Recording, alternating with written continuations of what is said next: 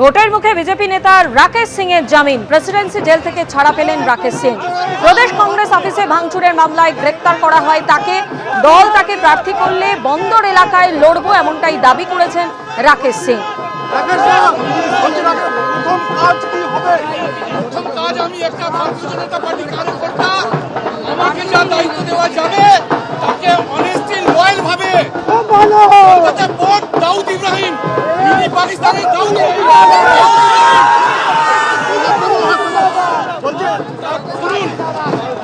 ইব্রাহিম আছে। রেশন দুর্নীতিতে গ্রেফতারের পর প্রায় 14.5 মাস জেলে থাকার পর জামিন পেয়ে যান জ্যোতিপ্রিয় মল্লিক। সেই জ্যোতিপ্রিয় মল্লিককে আজ দরাজ সার্টিফিকেট দিলেন মমতা বন্দ্যোপাধ্যায়। সিপিএম বিজেপি চক্রান্তেই প্রাক্তন খাদ্যমন্ত্রীকে গ্রেফতার। জ্যোতিপ্রিয়কে দরাজ সার্টিফিকেট দিয়ে পাল্টা আক্রমণ শানিয়েছেন মুখ্যমন্ত্রী মমতা বন্দ্যোপাধ্যায়। আমার সরকারে বালু যা কাজ করেছে আর কেউ করতে পারেনি, বালুর নামে বদনাম দিয়ে বেড়াচ্ছে, হিংসে করে গ্রেফতার করেছিল। ঠিক কি বললেন মুখ্যমন্ত্রী দেখুন। বালুর নামে বদনাম দিয়ে বেড়াচ্ছে আমি শুনেছি, হাবড়ার প্রার্থীর নামে। জেনে রাখুন, আমার গভর্নমেন্টে বালু যত ভালো কাজ করেছে এ কেউ করতে পারেনি। ওকে হিংসা করে গ্রেপ্তার করেছিল, কোনো প্রমাণ পাইনি। কেন গ্রেপ্তার করেছিল? কারণ সিপিএমের ওই পচা সিপিএম পার্টির 1.5 কোটি লোকের নাম রেশন কার্ডে ঢুকিয়ে দিয়েছিল, আর তাদের রেশন ফলস নামে নিজেরা নিত আর পার্টি ফান্ডের টাকা নিত। এই 1.5 কোটি মানুষকে বাদ দিয়েছিল ফলস রেশন কার্ডকে। এই চুরিটা ধরেছিল, এই ডাকাতিটা ধরেছিল বালু। তাই ওরা বিজেপিকে দিয়ে বালুর বিরুদ্ধে এটা করিয়েছে। আজকে যে ডিজিটাল রেশন কার্ড আপনারা পেয়েছেন, এটা কে করেছিল? বালু করেছিল। এই যে রেশন দোকানের মাল আগে পাচার হয়ে যেত, প্রত্যেকটা গাড়ির নাম্বার রাখা, তাকে ট্যাপ করা যে মালটাকে বদলে দিচ্ছে কিনা, সবটা কিন্তু বালু করেছিল, এটা মাথায় রাখবেন।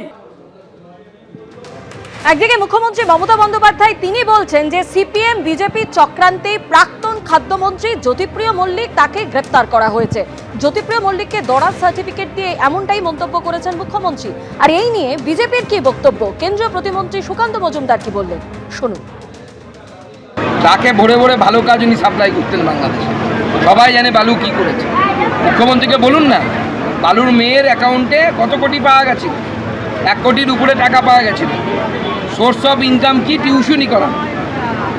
আমি তো স্কুলে পড়িয়েছি, কলেজে পড়িয়েছি, ইউনিভার্সিটিতে পড়িয়েছি।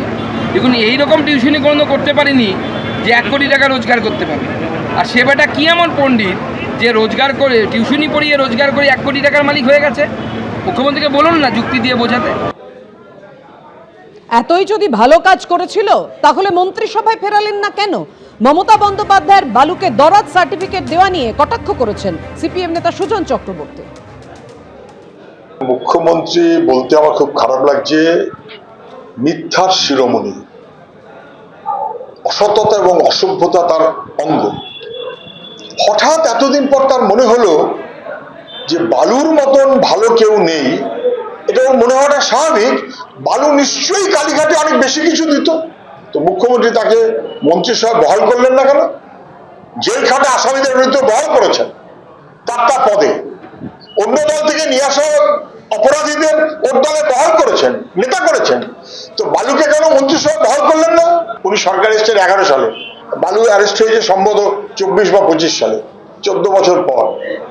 এই 14 বছর ধরে কি করছিলেন? এত ভালো ভালো কাজ করলো। আর বিজেপির সঙ্গে সখ্যতা তো তৃণমূলের সবাই জানে, তৃণমূলের নেতারাই বিজেপির নেতা, বিজেপির নেতারাই তৃণমূলের নেতা। মোথাবাড়ি কাণ্ডে ধৃত মোফাক্কারুল ইসলাম কার লোক, এই প্রশ্নে শুরু হয়েছে জোর তরজা। বিচারকদের উপর হামলার রাতে ভাইরাল ভিডিওতে দেখা যায় এই মোফাক্কারুলের কথায় বিক্ষোভকারীদের সঙ্গে কার্যত রফা করছিলেন প্রশাসনের কর্তারা। ভাইরাল অডিও ক্লিপে শোনা যাচ্ছে যদুপুরে অবরোধ তোলার জন্য মোফাক্কারুলকে অনুরোধ করছেন এক পুলিশ কর্মী। আর এখানেই প্রশ্ন উঠছে, কার মদতে, কার প্রশ্রয়ে মোফাক্কারুল এত প্রভাবশালী? I could take care of my children. Take care of my children if something happens to me. বুধবার মালদার মোথাবাড়িতে এই বিভীষিকার মুখোমুখি হতে হয়েছিল বিচারকদের। বিক্ষোভের নামে গুন্ডামি, তাণ্ডব, কার্যত মৃত্যুভয়ের মুখোমুখি দাঁড় করিয়েছিল তাদের। এই ঘটনায় যাদের গ্রেফতার করা হয়েছে তার মধ্যে অন্যতম মোফাক্কারুল ইসলাম, যার গ্রেফতারি নিয়ে তার অধীনস্থ সিআইডিকে কৃতিত্ব দিয়েছেন মমতা বন্দ্যোপাধ্যায়। এনআইএ আসার আগে আমাদের সিআইডি, যেটা এখনও আমি দেখি সেই সিআইডি ইলেকশন কমিশনের আন্ডারে পড়ে না, সেই সিআইডি তাকে গ্রেপ্তার করেছে বাগডোগরা থেকে আসল কালপ্রিটকে। মুখ্যমন্ত্রী গ্রেফতারির কৃতিত্ব নিচ্ছেন, অথচ বিচারকদের ওপর আক্রমণের রাতে বিশাল জমায়েতের সময় একটি ভাইরাল ভিডিওতে দেখা যায় এই মোফাক্কারুলের পাশেই দাঁড়িয়ে রয়েছেন অতিরিক্ত জেলা শাসক এবং অতিরিক্ত পুলিশ সুপার। মোফাক্কারুলের কথায় বিক্ষোভকারীদের সঙ্গে কার্যত রফা করছিলেন তারা। এখানে আমাদের এডিএম সাহেব আর এসপি সাহেব আছে, আর একটা চাপাচাপি করে কি রেজাল্ট বের হলো শুনবি না নাকি তোরা?